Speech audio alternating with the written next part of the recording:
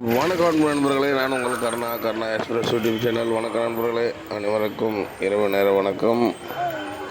நண்பர்களே, இன்னைக்கு டேட் பார்த்தீங்கன்னா 8/1/2024 திங்கட்கிழமை இரவு 8 மணி. எரிமேலி நிலவரம் கூட்டம் பார்த்தீங்கன்னா ஒரு நார்மலான கூட்டம் தான் சொல்லலாம். இது ரொம்ப அதிகம்னு சொல்ல முடியாது, கம்மின்னு சொல்ல முடியாது, ஒரு நார்மலான கூட்டம் இதான். இப்போ வருகிற பாருங்கள், தமிழ்நாடு பார்க்கிங் வண்டி நிற்கிது பாருங்கள்.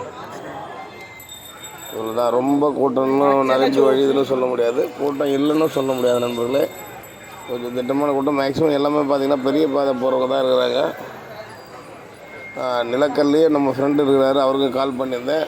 நிலக்கல்லையும் கொஞ்சம் நார்மலாக தான் இருக்குது, ரொம்ப கூட்டம் இல்லை அப்படின்னு தான் சொன்னாங்க.